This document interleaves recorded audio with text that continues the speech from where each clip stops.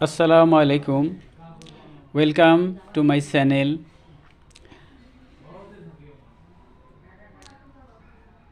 প্ৰিয় ছাত্ৰ ছাত্ৰীসকল, আজি মই এই ক্লাছত 2022 চনত অনুষ্ঠিত হোৱা আসাম পুলিচৰ যিখন প্ৰশ্ন কাকত আছে সেইখন প্ৰশ্ন কাকতৰ পৰা যিখিৰ 60টা প্ৰশ্ন আছে এই 60টা প্ৰশ্নৰ ভিতৰত 40টা আগতে আলোচনা কৰা হৈছিল। বাকি যি 20টা আছে আজি এই ভিডিঅ'টোত মই এইখিনি প্ৰশ্ন আৰু উত্তৰ আলোচনা কৰিছোঁ। তোমালোকে আগৰ ভিডিঅ'লৈকে যদি এতিয়াও চোৱা নাই তেনেহলে পাৰিলে চাই ল'ব। Question number 41, সাংঘাই নামৰ জন্তুবিধ পোৱা ঠাইখন অৰ্থাৎ সাংঘাই নামৰ জন্তুবিধ তলৰ কোন ৰাষ্ট্ৰীয় উদ্যানত পোৱা যায়? ইয়াত অপশ্যন এ যেটো আছে কেইবুল লামজাও ৰাষ্ট্ৰীয় উদ্যান, এটো শুদ্ধ উত্তৰ, এনসাৰ এ। Question number 42, হাড়গিলা সুৰক্ষাৰ বাবে কৰা প্ৰচেষ্টাৰ বাবে কৰা গ্ৰীণ অস্কাৰ বুলিও জনাজাত হুইলটি বঁটাটি কোন গৰাকী ব্যক্তিয়ে লাভ কৰিছিল? ইয়াত অপশ্যন 4টা আছে, চোৱাচোন। ইয়াত এনসাৰ হ'ব অপশ্যন এ পূৰ্ণিমা দেৱী বৰ্মন, এটো শুদ্ধ এনসাৰ এ। Question number 43, শিক্ষাৰ অধিকাৰ আইনখন মৌলিক অধিকাৰ হিচাপে দেশৰ অধীনত প্ৰদান কৰা হৈছিল? ইয়াত অনুচ্ছেদ 4টা দিয়া আছে। এই 4টা অনুচ্ছেদৰ ভিতৰত অনুচ্ছেদ 21 এ মৌলিক অধিকাৰ সন্নিৱিষ্ট কৰা হৈছে, গতিকে এনসাৰ এ। Question number 44, অৰ্থশাস্ত্ৰৰ গ্ৰন্থকাৰ চাণক্য কাৰ ৰাজসভাৰ এগৰাকী মন্ত্ৰী আছিল? চন্দ্ৰগুপ্ত মৌৰ্য চাণক্যৰ এজন মন্ত্ৰী আছিল, গতিকে ইয়াত অপশ্যন সিটো শুদ্ধ উত্তৰ, চন্দ্ৰগুপ্ত মৌৰ্য, এনসাৰ সি। Question number 45, নিম্নলিখিত কোনগৰাকী অভিনেত্ৰীয়ে মহম্মদ বিন তুগলকৰ ৰাজত্বকালত ভাৰত ভ্ৰমণ কৰিছিল? ইয়াত অপশ্যন 4টা আছে, অলপ চাই লওক কোনটো শুদ্ধ হ'ব। ইয়াত ইবন বটুতা, এটো শুদ্ধ উত্তৰ হ'ব। ইবন বটুতাই মহম্মদ বিন তুগলকৰ ৰাজত্বকালত ভাৰত ভ্ৰমণ কৰিছিল, গতিকে এনসাৰ ডিটো শুদ্ধ উত্তৰ, এনসাৰ ডি। Question number 46, স্বাধীন ভাৰতৰ প্ৰথমগৰাকী আইন আৰু ন্যায় মন্ত্ৰী কোন আছিল? ইয়াত অপশ্যন 4টা আছে, অলপ চাই লওক কোনটো হ'ব।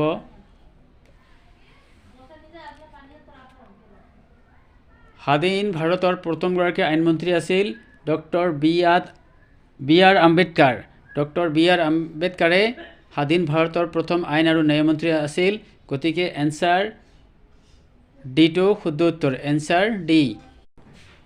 Question number 47, ডুৰাণ্ট লাইনে যি দুখন দেশৰ সীমা ৰেখা গঠন কৰে সেই দুখন দেশ হৈছে, অৰ্থাৎ কোন দুখন দেশৰ মাজত ডুৰাণ্ট লাইন সীমাৰেখা আছে সেইটো সুধিছে। পাকিস্তান আৰু আফগানিস্তানৰ মাজত যিটো লাইন আছে, সীমাৰেখা আছে, সেইটোক ডুৰাণ্ট লাইন বুলি কোৱা হয়, গতিকে ইয়াত অপশ্যন এ যেটো আছে পাকিস্তান আৰু আফগানিস্তান, সেইটো শুদ্ধ উত্তৰ, এনসাৰ এ। Question number 48, ভাৰতত যিটো বঁটাৰ বাবে ৰাষ্ট্ৰীয় আন্তঃবিদ্যালয় ফুটবল টুৰ্ণামেণ্ট খেলা হয় সেই বঁটাটোৰ হৈছে? ইয়াত 4টা বঁটাৰ কথা দিয়া আছে, কাপৰ কথা দিয়া আছে। এই কাপ 3টাৰ ভিতৰত কোনটো হ'ব? ইয়াত সুব্ৰত কাপ, এইটো ফুটবল খেলৰ লগত জড়িত, গতিকে answer B, Subroto cup. Question number 50, নীতি আয়োগৰ প্ৰধান চেয়াৰমেন গৰাকী কোন? আমি জানো নীতি আয়োগৰ প্ৰধান চেয়াৰমেন হ'ল ভাৰতৰ যিজন প্ৰধানমন্ত্ৰী হয় তেওঁ অটোমেটিক ভাৰতৰ নীতি আয়োগৰ চেয়াৰমেন হয়, গতিকে ইয়াত অপশ্যন এটো শুদ্ধ এনসাৰ, ভাৰতৰ প্ৰধানমন্ত্ৰী। কুৱেশ্যন নম্বৰ 51 ভাৰতবৰ্ষত কোন প্ৰকাৰ গণতন্ত্ৰ অনুসৰণ কৰা হয় ভাৰতবৰ্ষত সংসদীয় গণতন্ত্ৰ ব্যৱস্থা প্ৰতিষ্ঠা কৰা হৈছে গতিকে ইয়াত অপশ্যন সি যেটো আছে সংসদীয় গণতন্ত্ৰ এইটো শুদ্ধ এনসাৰ সি কুৱেশ্যন নম্বৰ 52 বংগদেশত গংগা নদীৰে মিলিত হোৱাৰ পিছত ব্ৰহ্মপুত্ৰ কি নামেৰে জনা যায় ব্ৰহ্মপুত্ৰ নদীখন অসমৰ মাজেদি বাংলাদেশত প্ৰৱেশ কৰিছে আৰু এই নদীখন বাংলাদেশত পদ্মা বুলি কোৱা হয় ইয়াত অপশ্যন সি টো শুদ্ধ উত্তৰ পদ্মা এনসাৰ সি কুৱেশ্যন নম্বৰ 53 মূল মধ্যৰেখাৰ পৰা পূব আৰু পশ্চিম দিশৰ কোনো ঠাইৰ কৌণিক দূৰত্বক কি বুলি কোৱা হয় বিষুৱৰেখাৰ পৰা পূব আৰু পশ্চিম দিশৰ কৌণিক ৰেখাক কি বুলি কোৱা হয় দ্ৰাঘিমাংশ বুলি কোৱা হয় এনসাৰ সি কুৱেশ্যন নম্বৰ 54 নিম্ন যুগ্মসমূহৰ কোনটো যুগ্ম শুদ্ধকৈ ৰচিত হোৱা নাই ইয়াত যেটো দুটাকৈ দিয়া আছে ইয়াৰ ভিতৰত কোনটো জোৰা হোৱা নাই অপশ্যন এ দেখা হাইড্ৰস্ফিয়াৰ পানী বায়োস্ফিয়াৰ ইষ্টু পৰিবেশ সি অটমস্ফিয়াৰ ইষ্টু বায়ু ডি লিমস্ফিয়াৰ ইষ্টু স্থল ইয়াত সম্ভৱতঃ এনসাৰ ডি টো শুদ্ধ হ'ব এনসাৰ ডি তোমালোকে এইটো ভালদৰে দেখি ল'বা কুৱেশ্যন নম্বৰ 55 সুনামি সংঘটিত হোৱা অঞ্চল হৈছে সুনামি কোন অঞ্চলত সংঘটিত হয় তোমালোকে ভালদৰে জানা আমালোকে ভালদৰে জানো সাগৰ মহাসাগৰত সুনামি হয় গতিকে ইয়াত অপশ্যন এ টো শুদ্ধ উত্তৰ এনসাৰ এ মহাসাগৰ কুৱেশ্যন নম্বৰ 56 ভাৰতীয় সংবিধানৰ প্ৰস্তাৱনাত নিম্নলিখিত কোনটো শব্দ সন্নিৱিষ্ট হোৱা নাই ভাৰতীয় সংবিধানত কোনটো সন্নিৱিষ্ট হোৱা নাই ইয়াত অপশ্যন 4টা আছে তোমালোকে চাই লোৱা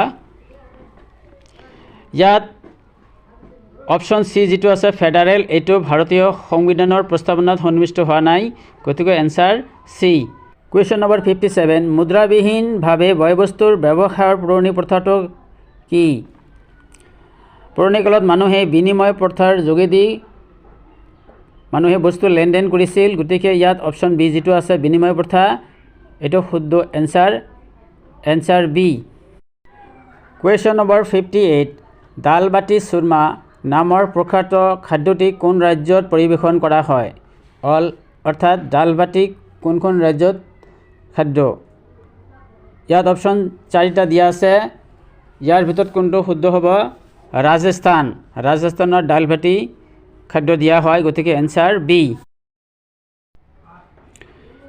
কুৱেশ্যন নম্বৰ 59 সেউজীয়া উদ্ভিদৰ ওপৰত বৰ্তি থকা প্ৰাণী কি বুলি কোৱা হয় সেউজীয়া উদ্ভিদ খাই জীয়াই থকা প্ৰাণী কি বুলি কোৱা হয় আমি জানো অপশ্যন কেইটা চাই লোৱা হাৰ্বিভৰাছ অৰ্থাৎ তৃণভোজী প্ৰাণী এনসাৰ ডি হাৰ্বিভৰাছ কুৱেশ্যন নম্বৰ 60 ভাৰতীয় সংবিধানৰ কোনখন অনুসূচীত উত্তৰ পূব ভাৰতৰ পাহাৰ আৰু জনজাতীয় অঞ্চলৰ বাবে স্বায়ত্ব শাসনৰ ব্যৱস্থা কৰা হৈছে ইয়াত অপশ্যন কেইটা চাই লোৱা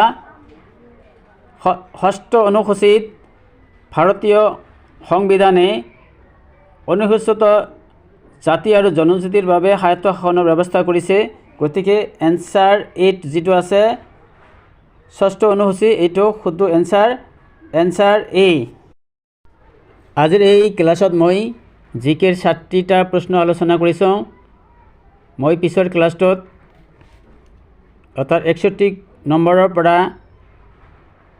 যি 15টা গণিত আছে পিছৰ ক্লাছত আলোচনা কৰিম তোমালোকে চেনেলটো সাবস্ক্ৰাইব কৰি ৰাখিব মই তোমালোকৰ বাবে কাম কৰি আছোঁ ধন্যবাদ